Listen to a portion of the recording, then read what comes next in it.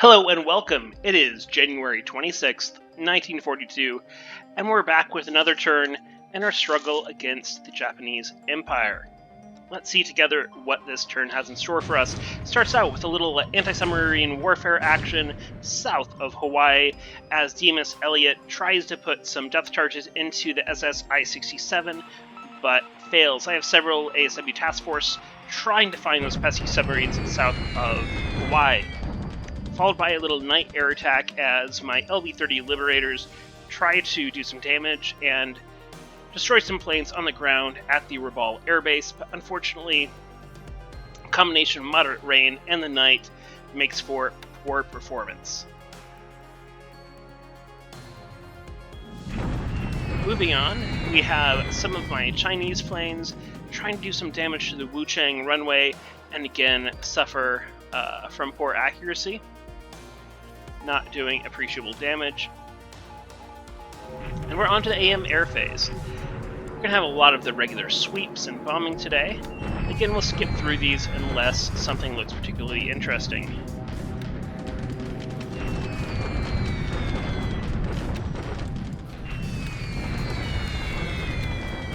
Continuing to bomb the Philippines. And, of course, Singapore. And Cyan. He has about 6,700 AV in this hex right here, threatening Cyan, which is at Forts 3 and has about 2,600 AV at this time. He has more than enough to push me from the hex. He's also been moving on this undeveloped road here, this trail, and has crossed the river up here south of Yan'an. He has also moved into Yan'an proper, so this entire flank is kind of crumbling. And I'm trying to move some additional forts further back into some better terrain where I can hold them off, but with 6,000 AV here, 2,000 AV here, and I think 1,200 AV here, and 2,000 AV here, he just has more than I can deal with right now, and it's a good possibility that he will push me back into Chungking and possibly even take Chungking in the next month.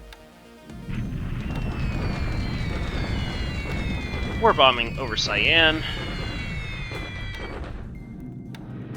And he tries to bomb Nanning, but I have some long-range cat flying with a couple of my French squadrons, and they brush that off easily.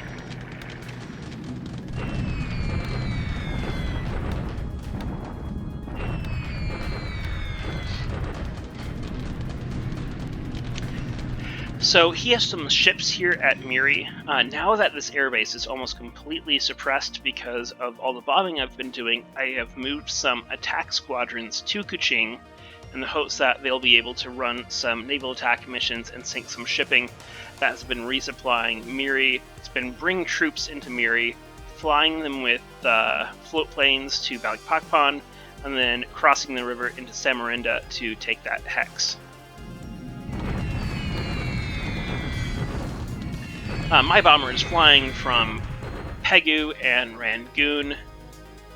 Absolutely paced this hex here, where he has a base force. It looks like they are attacking, this Air Force Battalion, which is an engineering unit with aviation support, and 20 non-combat units destroyed, 11 engineers destroyed, 3 vehicles, 2 destroyed. That's great news. They do a great job bombing this hex. And the follow-up attack isn't quite as strong. Okay, here comes my Swordfish, dropping some 500-pound bombs. Unfortunately, I do not have a air headquarters unit, which is what I need to supply torpedoes to the Swordfish, but they do put a 500-pound bomb into a Japanese DD. My bombers continue to pound Miri Airfield, getting some good damage reports on the combat replay, and it looks like we destroy 4 planes on the ground. Good job. Another bombing run goes in, and another Betty destroyed. And my Liberators then take a turn.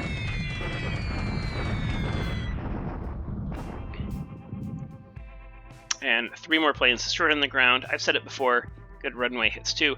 I'd much rather destroy his planes on the ground than face them in the air. Now my Vindicators. Vindicators are kind of the precursor to the Dauntless Dive Bomber, and what is great about them in-game is they have a very, very long transfer range, which means I can move them around the map pretty easily, and in just a couple hops, go a quarter way off, in a couple days, a couple hops, make it a quarter of the way across the map. So I've been moving these around the map. They wind up at Kuching to try to take advantage of the situation of having no cap above these ships, and it looks like they plant, it's going to be a 1,000-pound bomb, armor piercing, onto one of these DDs.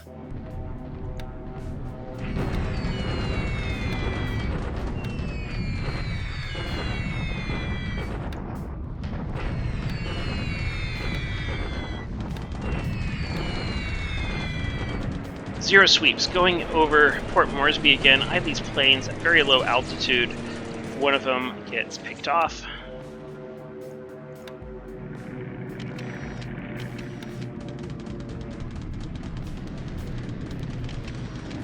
And more sweeps. This time 11 zeros, 12 zeros come in, and they are just taking my combat air patrol apart. Obviously, this low-level cap is not working for Port Moresby.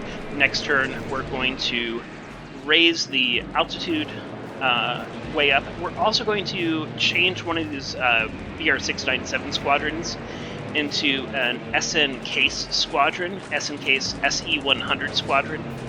You may not be familiar with that aircraft. It is a French heavy fighter that mounted an absolutely ridiculous amount of 20mm cannons. It's another heavy fighter in that it's twin-engined, has a pilot and a gunner, and very tough, a little bit slow, not very maneuverable, but just kind of a flying gun truck.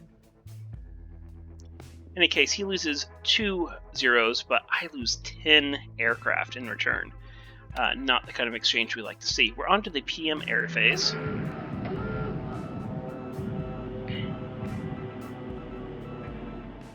To check in on this a task force that was detected by that Glyn.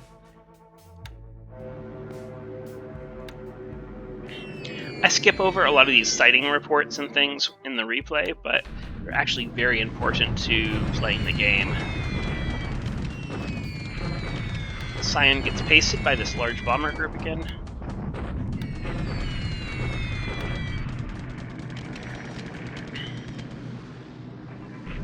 And Swordfish attack again. This time they find some AKs and put a couple bombs in a couple different cargo ships.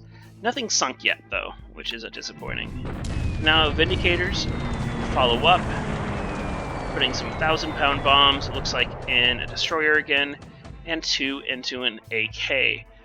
Again, I don't think enough to sink anything, though that destroyer probably is going to be in trouble, being on fire and with heavy damage.